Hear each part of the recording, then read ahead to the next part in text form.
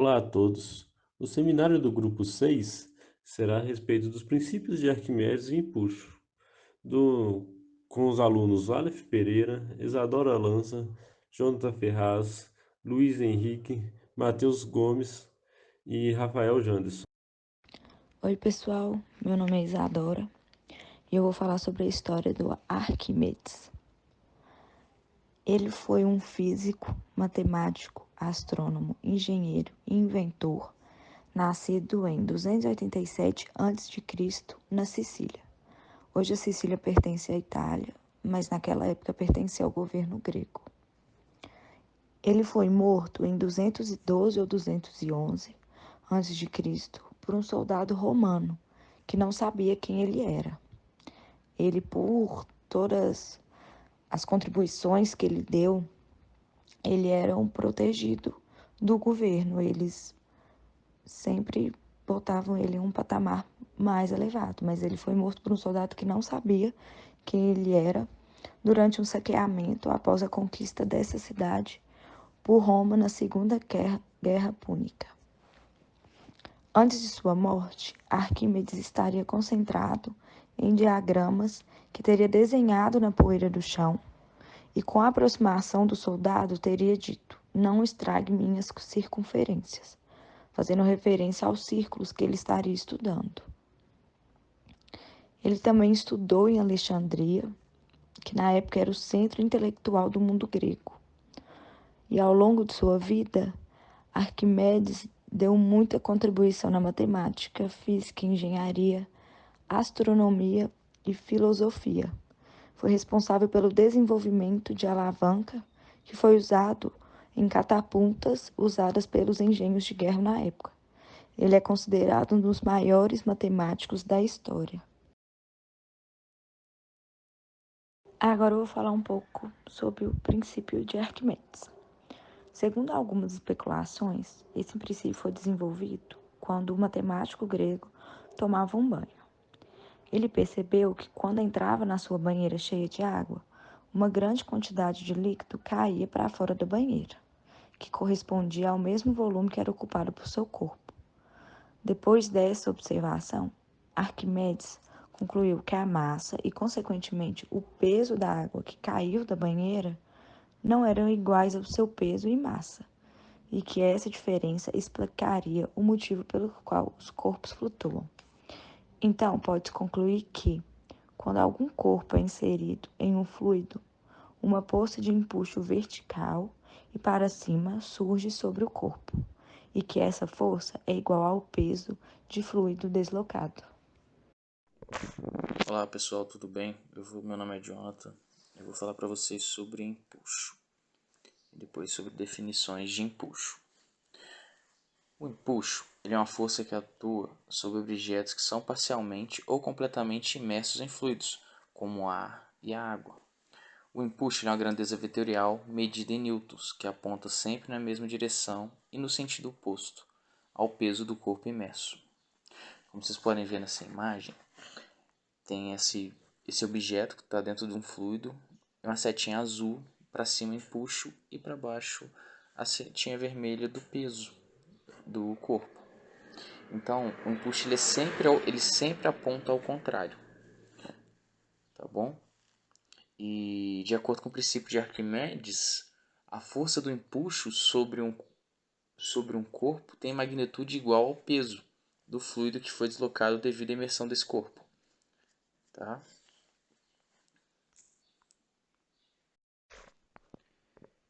Então, definições de empuxo. O empuxo, então, ele é uma força que surge quando algum corpo ocupa o espaço dentro de um fluido. Essa tal força ela depende exclusivamente do volume do fluido que foi deslocado, da densidade do fluido e da gravidade local. E com base nessas informações, temos aí a fórmula que é usada para calcular esse módulo do empuxo. Tá? Então, como sabemos, o empuxo é igual ao peso do fluido que foi deslocado. Sabemos que o peso ele é calculado pela massa vezes a gravidade local. Só que como estamos trabalhando com líquido, fluido, a gente sempre trabalha com densidade. E para fazer essa substituição, a gente sabe que a densidade ela é igual à massa sobre o volume. Então, a massa é igual à densidade do volume. Substituindo então na fórmula, temos que empuxo é igual à densidade do fluido vezes a gravidade local e vezes o volume do fluido que foi deslocado. Essa fórmula ela é usada para calcular o empuxo. E através do empuxo que a gente consegue saber se um fluido vai, se um objeto ele vai flutuar, se ele vai ficar completamente imerso ou parcialmente imerso, tá? E outras propriedades principais que são a densidade, que logo vocês vão ver logo a mais nos próximos slides, que são os casos de flutuações.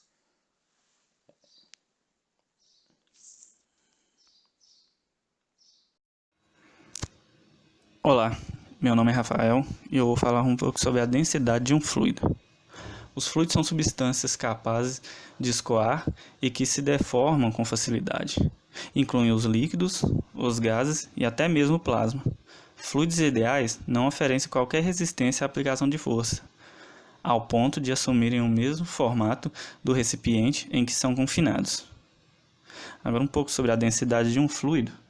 É que a densidade, ou massa específica do fluido, diz respeito à quantidade de matéria por unidade de volume do fluido.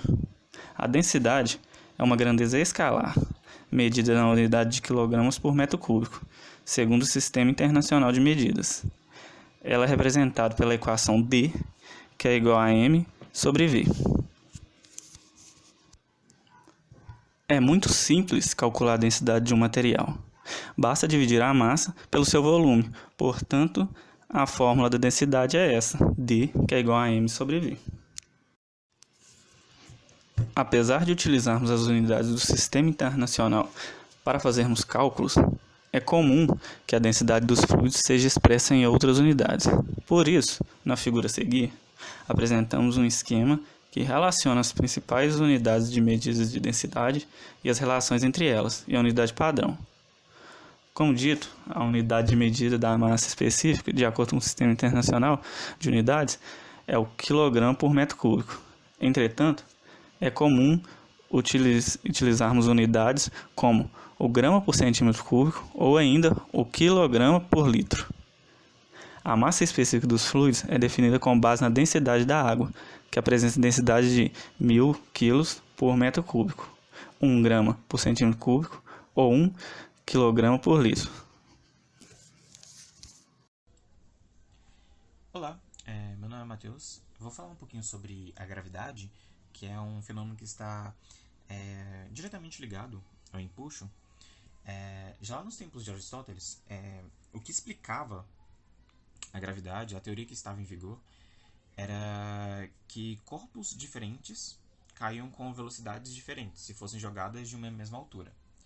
Só que Galileu Galilei, muito tempo depois, corrigiu essa ideia realizando um experimento e observou que objetos de massas diferentes eles tinham acelerações iguais, porém só se eles partissem de um mesmo ponto. Se fossem pontos diferentes, a velocidade e a aceleração poderia variar. Só que isso só foi comprovado com pesquisas realizadas por Isaac Newton. Como todos nós já conhecemos a história de Isaac Newton, onde ele descansava em um campo e ele observava uma maçã cair de uma árvore. E a partir disso, ele conseguiu perceber que, como a fruta, todos os corpos eram atraídos para a Terra, por uma força até então desconhecida, de certa forma. A partir disso que ele começou a estudar a existência de uma lei fundamental que pudesse explicar esses diversos fenômenos que ocorriam no universo. Este estudo deu origem à lei da gravitação universal. Só que para poder criar essa lei, ele precisou primeiro de outras três, que são conhecidas como as três leis de Newton. A primeira, que é o princípio da inércia, que diz que se um corpo em repouso, ele continuará em repouso a menos que alguma força seja aplicada sobre ele. E o contrário também pode acontecer. Se um corpo estiver em movimento, ele vai continuar em movimento até que uma força o faça parar. Já a segunda lei de Newton é o princípio fundamental da dinâmica, que indica que uma força é diretamente proporcional ao produto da massa de um corpo por sua aceleração. E a terceira lei de Newton, que de certa forma foi uma das mais importantes para poder criar essa lei da gravitação universal, é a lei da ação e reação, que explica que para toda ação que existe uma ação contrária de mesma intensidade e direção, só que com sentidos opostos. E se aproximando dessa terceira lei de Newton, dá para se perceber que os corpos, para poder estar em equilíbrio, eles devem realizar uma atração mútua, e não um ser mais forte do que o outro. Olá, meu nome é Luiz Henrique e vou falar sobre casos de flutuação. É possível comparar as densidades do fluido e do corpo imerso de modo a prever se esse corpo afundará, flutuará ou ficará em equilíbrio. Quando o corpo está mergulhando sobre o fluido, deduz que a sua densidade é maior que a densidade do fluido, podendo-se dizer que o seu peso é superior ao impulso exercido pelo fluido. Dessa forma, o corpo tende a parar no fundo do recipiente. Quando o corpo sobre o fluido está em equilíbrio ou parado, podemos dizer que as densidades do corpo e do fluido são iguais, ou seja, as resultantes das forças que atuam sobre o corpo na direção vertical é nula, força, peso e empuxo. Quando algum corpo flutua, quando solto no interior de um fluido, o empuxo exercido sobre ele é maior que o seu peso, podendo-se afirmar que a densidade desse corpo é menor que a densidade do fluido. Um exemplo de aplicação são os submarinos. Quando o submarino está flutuando na superfície da água, o empuxo é igual ao seu peso, assim ele se mantém em equilíbrio. Para que o submarino afunde, é necessário que encha alguns reservatórios com água para que seu peso se torne superior ao empuxo, assim podendo submergir. Peso aparente. Provavelmente todo mundo já reparou quando entra na piscina, na cachoeira, alguma coisa assim, numa água, repara que o peso é muito. Parece que se você fica mais leve. Isso é por causa do força empuxo, que quando imerso, além do peso, temos aquele força empuxo atuando para baixo. A diferença entre essas duas forças é conhecido como peso aparente, que é peso aparente é igual a peso menos empuxo. E caso o peso e o empuxo tenham a mesma magnitude, o peso aparentemente fica meio que parado, nulo ao fluido, não tem movimentação.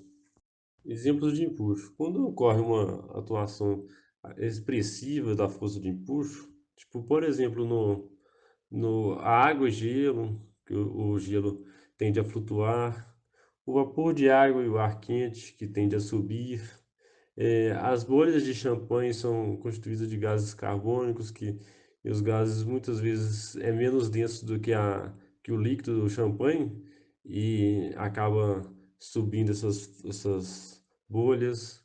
E os balões de festas que, por exemplo, que flutuam em razão do empuxo do ar atmosférico muitas vezes mais baixo do que mais alto do que o do balão, que tem o gás hélio. Aqui encontro-se as referências e queria agradecer a todos pela paciência de ter ouvido até aqui e muito obrigado.